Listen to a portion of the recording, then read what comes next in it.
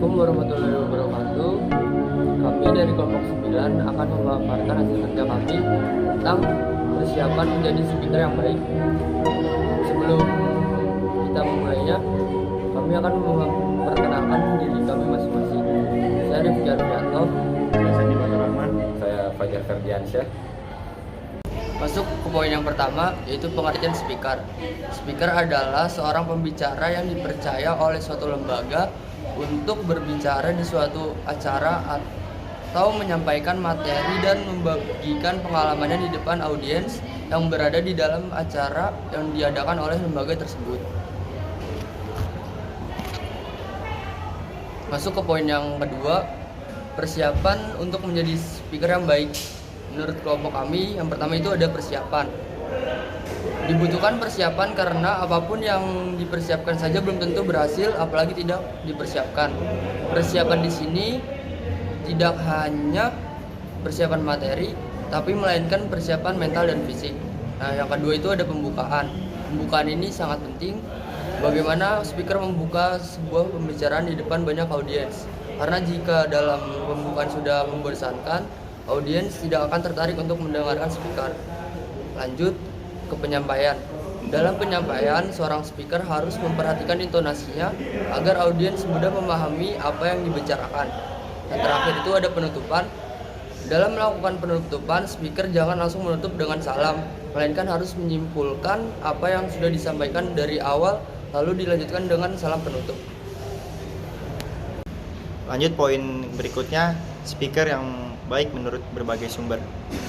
6 tips yang harus dipersiapkan untuk menjadi speaker yang baik. 1. Tentukan tujuan. Sebelum mulai menyusun naskah, presentasi atau pidato, penting untuk menentukan tujuannya terlebih dahulu. Apa hal yang ingin dicapai?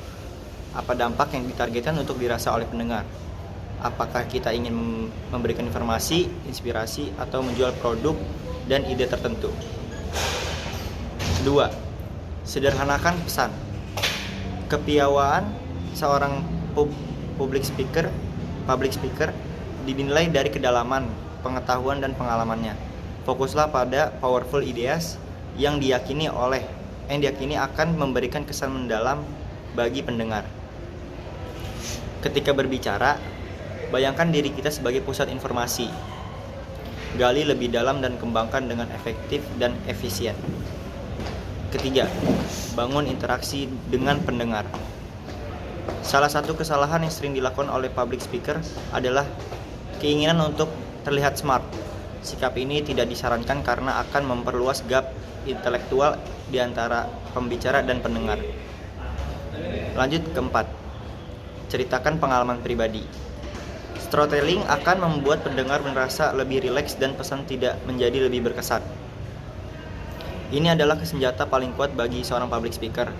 Untuk menceritakan pengalaman, kita hanya perlu menggali pengalaman hidup dan mensarikan nilai-nilai yang relevan dengan topik pembahasan. Lanjut kelima, atur nada bicara dan bahasa tubuh. Public speaker yang baik perlu pandai mengatur nada bicara yang untuk menghindari kebosanan pendengar.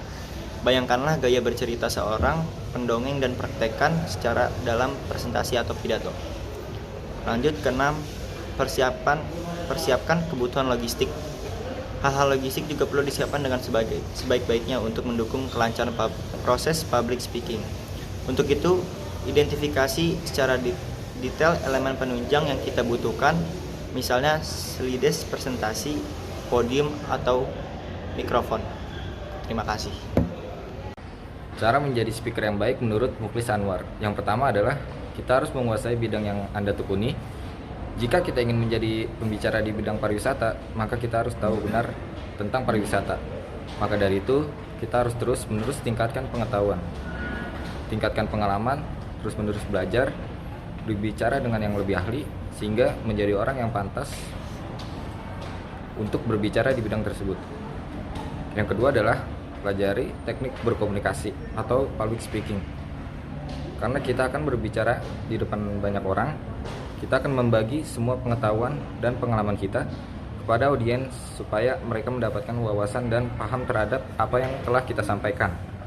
Dan ini akan terjadi jika kita tahu cara menyampaikan pesan dengan efektif. Oleh karena itu, penting untuk belajar public speaking.